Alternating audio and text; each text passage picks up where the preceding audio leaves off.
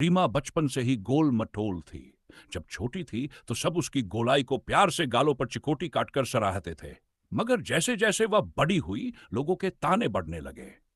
School में बच्चे हंसते, रिश्तेदार बातों बातों में चुभते शब्द कह जाते, और मोहल्ले की औरतें मां को सलाहें देती, थोड़ा ध्यान दो, लड़की का वजन इतना रहेगा तो अच्छा रिश्ता नहीं मिलेगा। रीमा इन सब बातों को सुनते सुनते अब चुप रहने लगी थी। वह जानती थी कि चाहे कितनी भी कोशिश कर ले, उसके शरीर का आकार हर किसी की उम्मीदों पर खरा नहीं उतर सकता। मां बाप को भी चिंता थी। रिश्तेदारों को लगता था कि रीमा की शादी एक भारी समस्या बन गई है। कई बार रिश्ते आते, लेकिन जब लड़के वाले उसे देखते तो बहाने बनाकर चले जाते। एक दिन मौसी आई और मां से फुसफुसाकर बोली, किसी डॉक्टर को दिखाओ, कुछ इलाज होगा। शादी की उम्र हो रही है, कहीं हाथ से निकल जाए। मां चुप थी।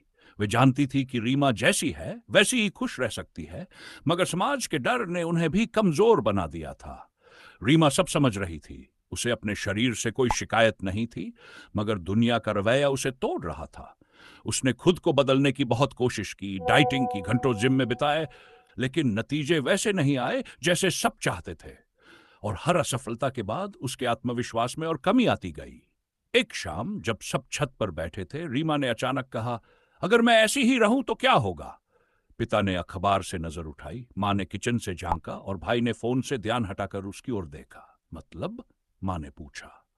मतलब अगर मैं ऐसी ही रहूं और शादी न भी हो तो क्या मैं जिंदा नहीं रहूंगी? रीमा की आवाज में दर्द था, मगर साथ ही एक अनकहा सवाल भी था, क्या उसकी कीमत सिर्फ शादी से तय होगी? कोई कुछ न बोला। शायद उनके पास कोई जवाब नहीं था। उस रात मां बहुत देर तक जागती रही। उन्हें पहली बार सोचा कि जो समाज आज रीमा को उसके शरीर के कारण ठुकरा रहा है, वही अगर वह कमजोती, बीमार होती, तब भी उसे ताने ही देता। सुबह मां ने रीमा को बुलाया और कहा, जो तुझे अच्छा लगे वही कर, दुनिया की परवाह मत कर। रीमा की आंखें भर आईं। पहली बार उसने खुद को थोड़ा हल्का महसूस किया। अब उसे किसी और की मंजूरी थी। रीमा ने मां की बात को दिल से लगा लिया। उसने अब लोगों की बातों पर ध्यान देना बंद कर दिया और अपनी पढ़ाई पर फोकस करने लगी। वह बचपन से ही तेज थी, मगर तानों और मजाक के बीच कहीं खुद को कमजोर मानने लगी थी। अब उसने तय कर लिया कि खुद को साबित करेगी, मगर सिर्फ दुनिया के लिए नहीं, बल्कि खुद के लिए। स्कूल में टीचर भी उसकी मेहनत को देखते थे।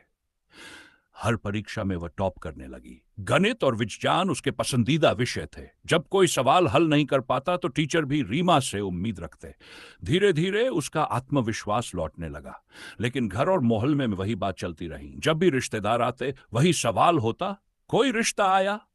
मां हंसकर टाल देती, मगर रीमा देख सकती थी कि समाज का दबाव उन्हें परेशान कर रहा था।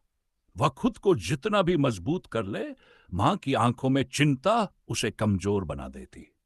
एक बार स्कूल में प्रतियोगिता हुई। शहर के कई स्कूलों के बीच विज्ञान प्रदर्शनी का आयोजन हुआ था। रीमा ने अपने दोस्तों के साथ एक अनोखा प्रोजेक्ट बनाया, ऐसी मशीन जो सोलर पावर से गांवों में सस्ती बिजली पहुंचा सकती थी।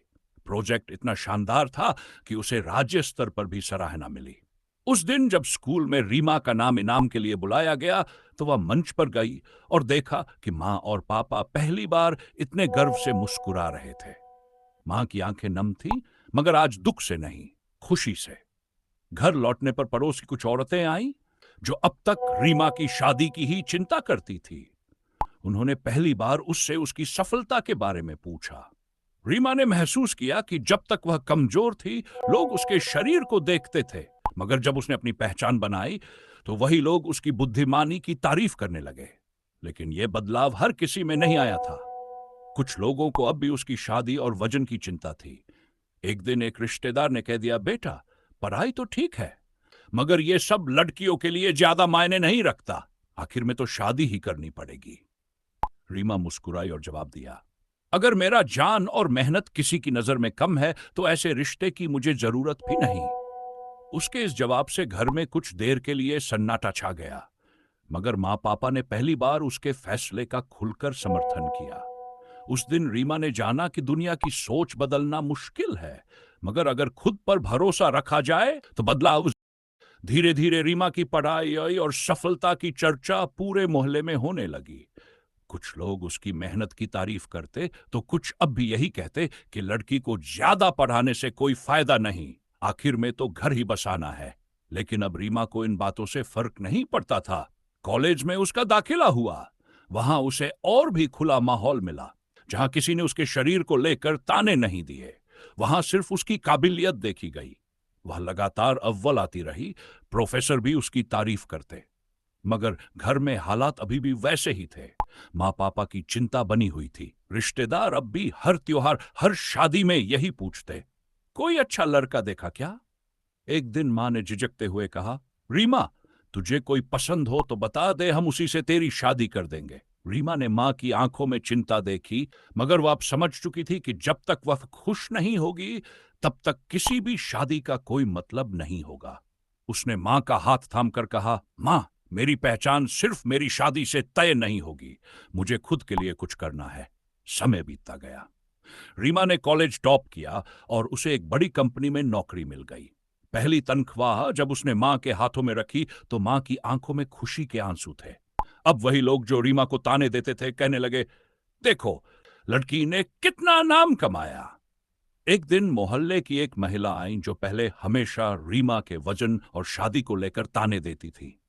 उन्होंने कहा, बिटिया, तेरी हमारी बेटियों के लिए मिसाल बन गई है।